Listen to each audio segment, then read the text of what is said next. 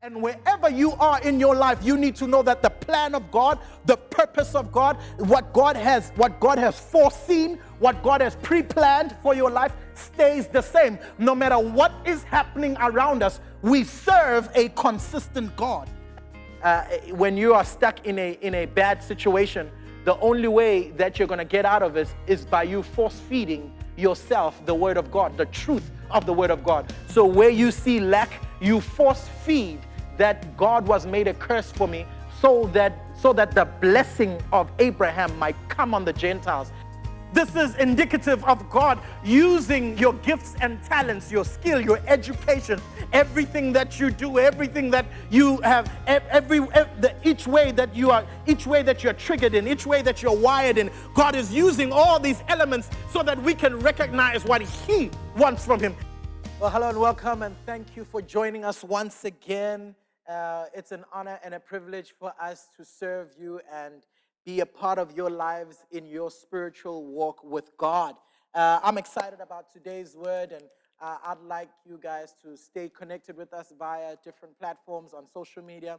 And if you're watching on YouTube, do a shout out there. If you're on the podcast, subscribe. Thank you so much for listening. Thank you for watching. We really, really, really appreciate it. We've been on a series for the last couple of weeks. This is our fourth week. And we've been on the subject of making a change. You know, we've resoluted it in our minds, and we've made up our minds that we are gonna make a change. And we're hashtagging, so what's next? And today, I want to speak on the subject of let's go. Let's go. You know, I'm really amped about today because I really want us to activate our faith. And I want us to put our money where our mouth is. I want us not to just talk the talk, but I want us to walk the walk. The book of Romans, chapter 12, from verse 2, is where we find the scripture reading for today. We've been on this passage of scripture for the last 4 weeks, and today I want to draw this series to a close with one of the lines that is in this passage of scripture. Romans 12, verse 2 reads as follows: "Don't become so well adjusted to the culture that you fit into it without even thinking. Instead, fix your attention on God. You'll be changed from inside out." 3, readily recognize what He wants from you. Number 4, today, and quickly respond to it. The title of today's sermon under obviously our banner of making the change is let's go. I want you to put a hashtag, say let's go. Tell your neighbor, let's go. Let's make sure that we're ready to go. Scripture says, unlike the culture that's around you, always dragging you down to its level of immaturity, God brings the best out of you, develops well-formed maturity in you. I don't know about you, but have you ever seen, you know, one of your ideas being executed by someone you know, or maybe not even someone you know? Maybe you had a business idea, and suddenly that business pops up in your neighborhood, or you had some concept that you wanted to do, and someone executes that concept. If you're like me, you're a creative, and you had a bit of a thought on how you want to do a certain TV show, or how you wanted to do a specific concept, the creative about it, and suddenly someone else acts on that thing as if they stole that idea outside of your head, and you become amazed when you see other people doing what you only spoke, or what you dreamt, or what you felt was possible. And Solomon gives us such an incredible prefix to life, and gives us this billboard. He tells us that nothing is new under the sun. That's crazy, because that means that I can walk through life and think that if I don't do it, no one's going to do it. No. If you don't do it, someone else is thinking about that very thing that you're thinking about. And today I want us to be encouraged. The Bible says, readily recognize what He wants to do. And then today we're concentrating on quickly respond to it. Quickly respond to it. Today I want us to deal with the issue of wasting time, the issue of of being lazy, of second-guessing yourself, of doubting yourself.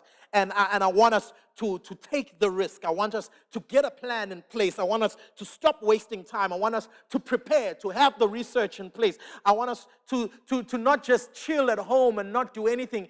Come out of this lockdown with a plan, Come out of this lockdown having something in mind. Come out of this lockdown with a business proposal. Come out of this lockdown with some sort of idea that you want to execute. Let's go. It's time for us to go. You've sat long enough on this current mountain of life that you're in, and it's time for you to break camp and go. You've stayed too long in the place of bondage. You've stayed too long in the place of complacency. You've stayed too long in the place of second-guessing yourself. You've stayed too long in the place of abuse. You've stayed too long in the place where you're second best. You're a second-class citizen in that place that you're in. It's time for you to rise above that place and rise to the level that God has called you. It's time for us to go. Scripture says in the book of Isaiah, chapter 43, from verse 18, it says, "Forget the former things. Do not dwell on the past." One of the biggest things that causes us not to be able to go, not to be able to push forward, not to be able to advance, not to be able to grab that opportunity, to apply for that job.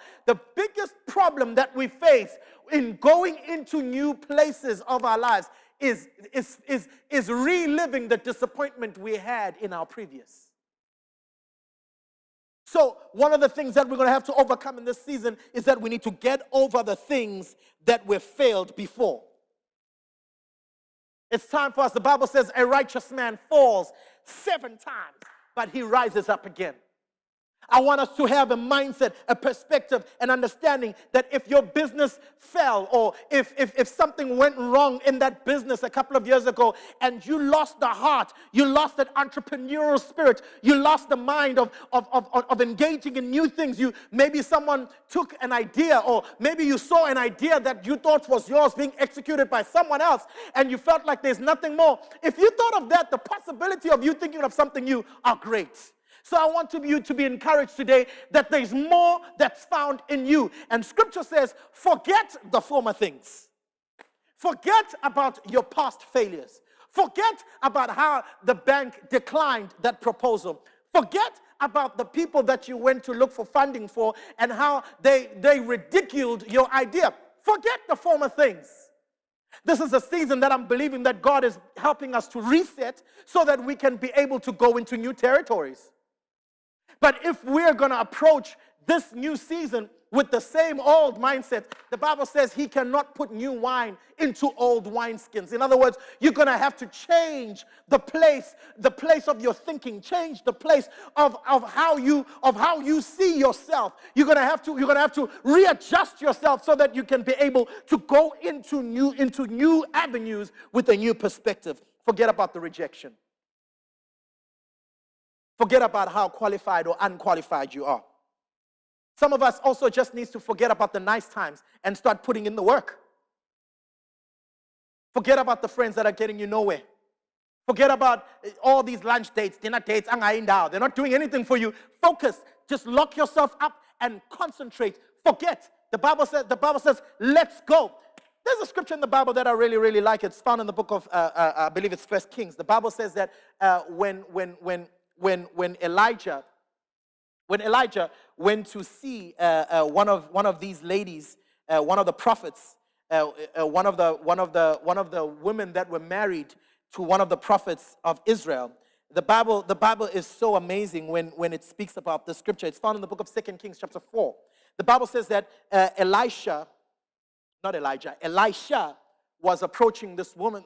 This woman approached Elisha and told Elisha that her husband was about to die. And the Bible says that Elisha asked her, "What do you have in your house?" And this woman says, "I just have a little bit of a jar." She said, "I have a little bit of oil." She says, "Go to your neighborhood and go borrow all the jars that you can find." He says, "Go to your neighbors and go borrow. This is the time for you to go." And now this woman goes and immediately she goes.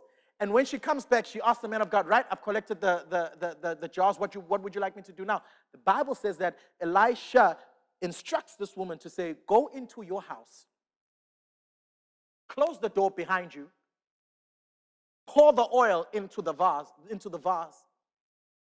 And the Bible says that this woman immediately, I love it, immediately. That means we need to have a mindset that when the word of God comes in, when we receive the word of God, we immediately, there's an anointing that's attached to us not delaying what God has spoken about our lives. There's an anointing that's attached to not delaying to what God is calling us to do in that place of our lives. The Bible says immediately this woman went and closed the door. And the Bible says she poured this little oil into all these vases. And I can almost see her amazement every time she poured. Watch this. The Bible is crazy. I'm an image person. So I'm picturing this woman, this widow, pouring oil. I believe in my heart that the little oil that she had, it's not that God increased that oil so that she could pour into more jars. No, God used the little oil, and the little oil multiplied into the jars. So the miracle that was happening there was happening with the little oil that she has. In other words, the little that you have is enough for the miracle that you need. The little information you already possess is enough for you to start that business. The little information that you have is you are capable to go and apply for that job. You need to have the mindset that when God gives you that idea, you have an immediately in your spirit. All over the Gospels, we see people activating the spirit of immediately. Oh, the spirit of immediately.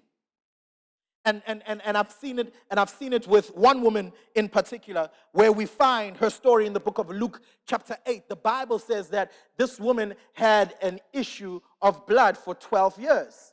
She had been bleeding for 12 years.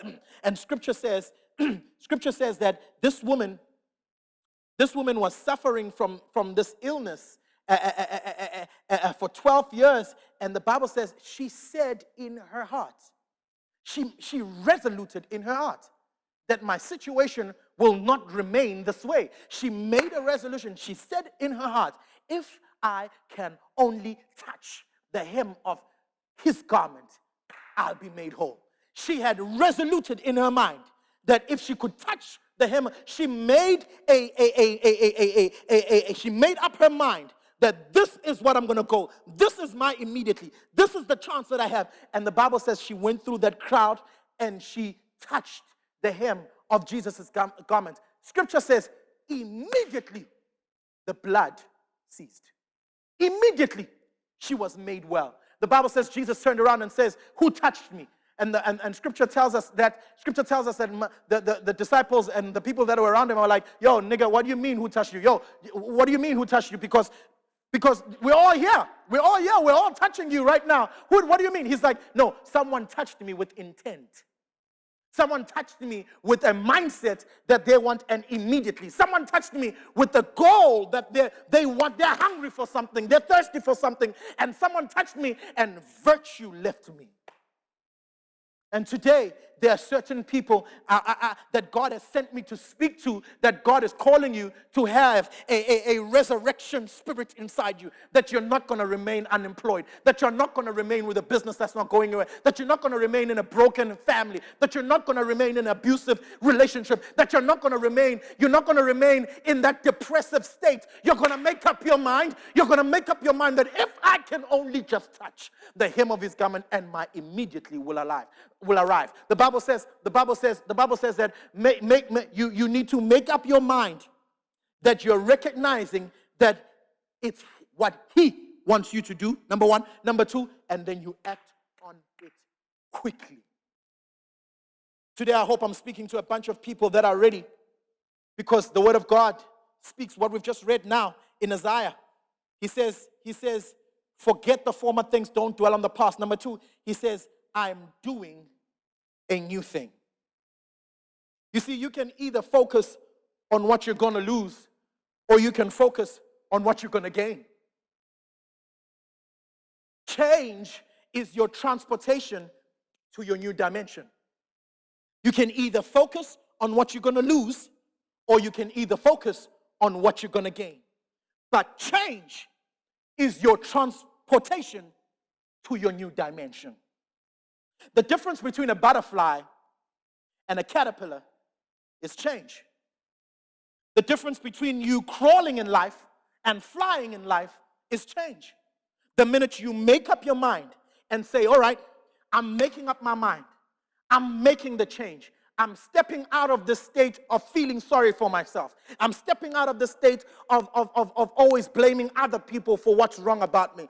I'm stepping out of the state of cheating every single part of my life. No, I'm moving into the dimension, into the sphere where I'm recognizing what I want him to do in my life or what he wants to do through my life, and I'm going to act on it immediately. I'm going to act on it quickly. And I hear voices all over asking me, Khaya, I hear you. How? And I want to close with this. Luke chapter 1, from verse 34 to 35, says, let me narrate. The angel of the Lord appears to Mary, and the angel of the Lord is about to pronounce that Mary is pregnant. God is disturbing Mary's regular scheduled program. She is engaged to his Prince Charming, Joseph. And the Bible says that this angel appears to Mary and says, you are highly favored among women. Your number one how comes from you have the favor of God upon your life. I want to appeal to you to tell you that you're not walking alone. Greater is he that's in you than he that is in the world. You are standing on the shoulders of a giant. And I want you to know that as this angel appears to Mary, he says, you are favored amongst women. I want you to know that what God is about to birth in your life is not a birthing that comes from your own smart intellectual self. The Bible says that the foolishness of this world, the wisdom of this world is just like the foolishness of God. And I want you to, where your wisdom ends is where his wisdom begins. And I want to submit to you that what's going to happen in this season, I prophetically pronounce it in your life, that this season is about you taking a hold of your life, grabbing a hold of your emotions, embracing the change, and allowing God to move you into the place of your destiny. The question is how. And this is what Scripture reveals to us. The book of Luke chapter 1 verse 34 says, Mary asked the same question. She's like, how will this be?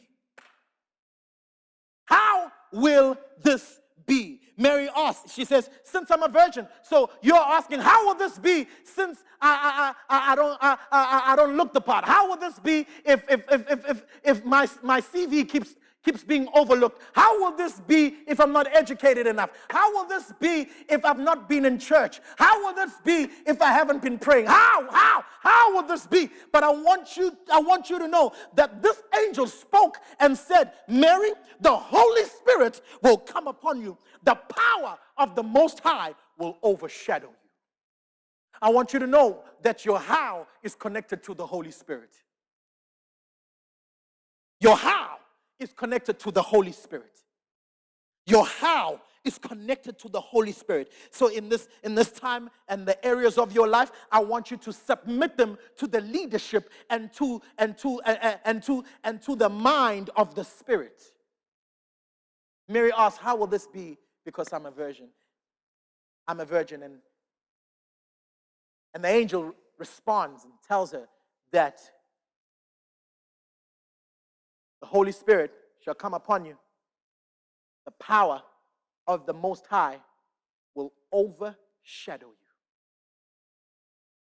Reminds me of Psalm 91. Those that dwell in the secret place of the Most High shall abide under the shadow. Under the shadow of his wings. And today, as you submit yourself to the leadership of the Holy Spirit, as you abide under that shadow, as the Spirit of God overshadows you, you are able to go. He's given us a great commission. just before Jesus was about to ascend into the heavens. He says, go into all the earth and preach the gospel, baptizing them in the name of the Father, of the Son, and of the Holy Ghost. Go. It's time for us to go. It's time for us to push. It's time for us to think. Wherever we are, it's time for us to get out of our somber, lazy, out of the place of complacency, and let's forget what has happened behind us, and let's focus on where God is taking us to. Today, I want to appeal to everybody, wherever you're watching from. I want you to know that the power of God is ready to overshadow you. The power of God is ready to move you to the place of destiny.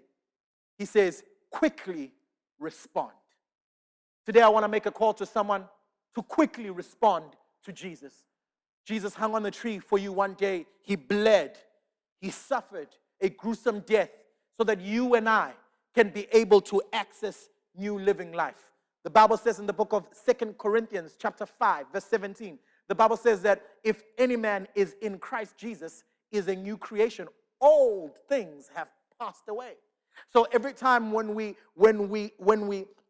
come into focus, and when we come into relationship with Christ, the Bible says if any man is in Christ, he's a new creation. Old things have passed away. And he says, behold, all things are new. And today you might be listening to me saying, Khaya, I need a fresh start. I need a new way of doing things. I need a way of meeting God. I need to come into the place where I encounter God in a new way. I've been too complacent. I've been too depressed. I've sat in the place being somber, feeling sorry for myself. And it's time for me to go. And today I want to pray with you that if you make Jesus the Lord and Savior of your life today, He'll come into your heart. The old things will be old, and forever you will enter into a new place. The Bible says the mercies, His mercies are new every single morning. And today the mercy of God is available for you. If you're saying, Khaya, I want to go. I want a fresh start. I want to wake up in the morning with a sense of zeal and zest and fire in my bones.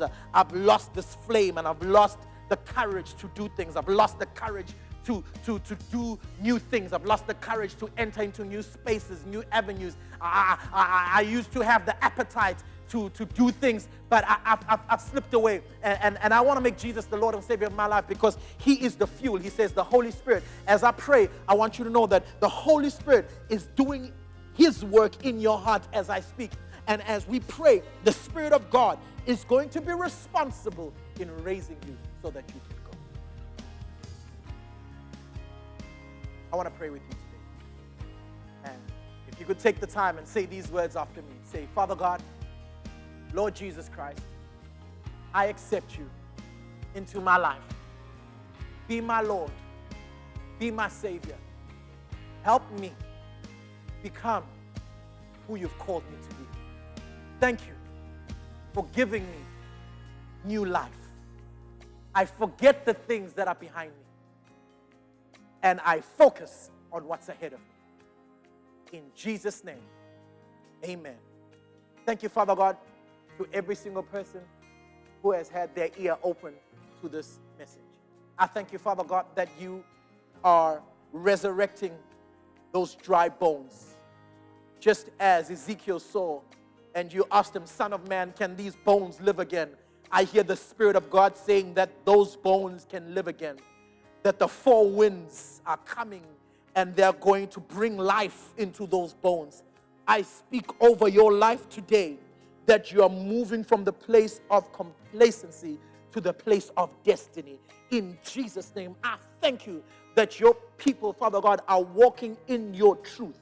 They are walking on your word. They're standing on your promises. I thank you that you are anchoring them, Father God, on this word. And the enemy will not come and steal this word. I thank you that we are going to go.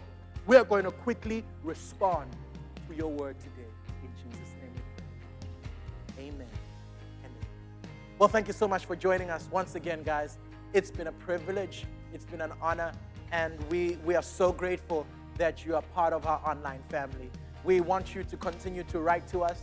We want you to continue to, send your comments, send those direct messages, those DMs. We like communicating with you. We want to know what's happening in your heart. We want to pray with you. We want to make sure that we help you in your journey of growing in God. Well, today, thank you for joining us. God bless you.